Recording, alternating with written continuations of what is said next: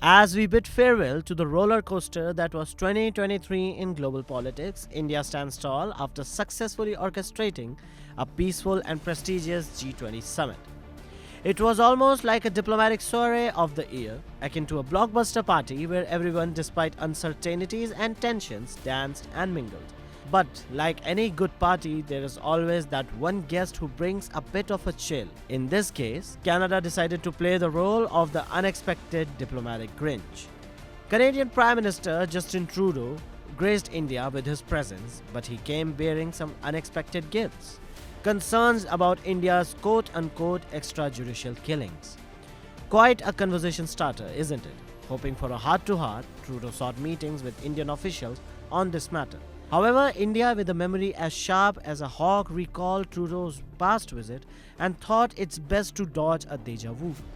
The summit wrapped up, and lo behold, Trudeau and Modi had a rendezvous, just twice. Once for the pleasantries and again on the G20 sidelines. Meanwhile, countries like the US, Italy, and Germany scored primo slots for diplomatic tea time with India, but not Canada. To add insult to this injury, Trudeau's visit took an unexpected turn when his plane glitched, confining him to his hotel room for a week.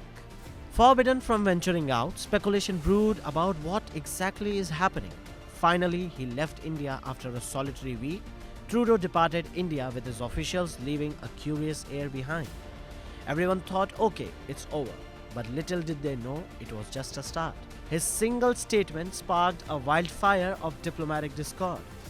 The already tense relationship between India and Canada hit a boiling point over the presence of Khalistan separatists finding shelter in Canada. Matters intensified after Hardeep Singh Nijjar, labelled a terrorist by India, was murdered in June.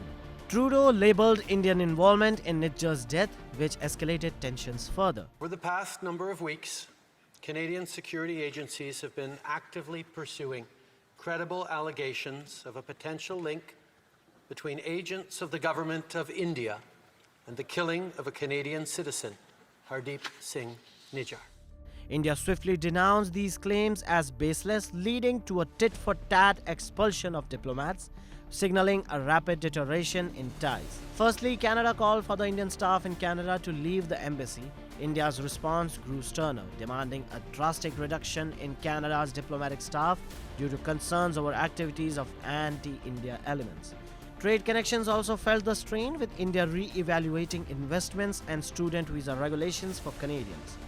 Public outrage surged, igniting protests in both nations. Since then, visa services between both nations have largely been suspended, despite a slight resumption in recent times. Since 2015, this rollercoaster of relations between the two nations has left the world puzzled and amused in equal measures. The saga kicked off with the infamous Jaspal Atwal invitation fiasco. Canada, seemingly obvious to diplomatic decorum, invited a former Sikh separatist to dinner during Trudeau's visit to India.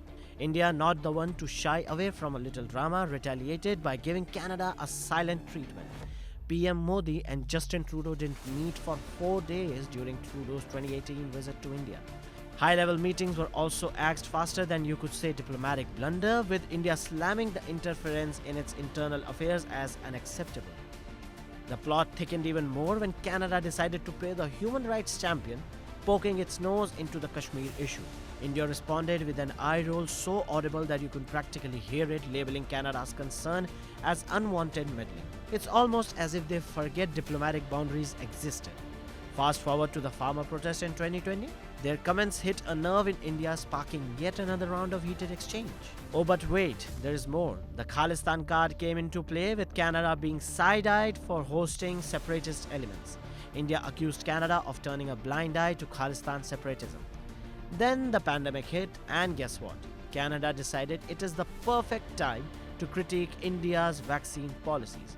Bravo, there is nothing says good diplomacy like kicking someone when they're down. India's response was probably a bemused facepalm at this moment. And now the tensions have come to this point that it appears that the diplomatic missions between the nations will be called off soon. This ongoing saga of India-Canada relations is almost like a sitcom that always shows unexpected plot twists. It seems that in Canada, the liberal elite, Justin Trudeau, wants to be the world's moral compass.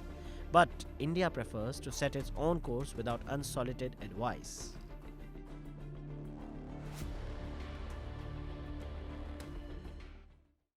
Subscribe to One India channel and never miss an update.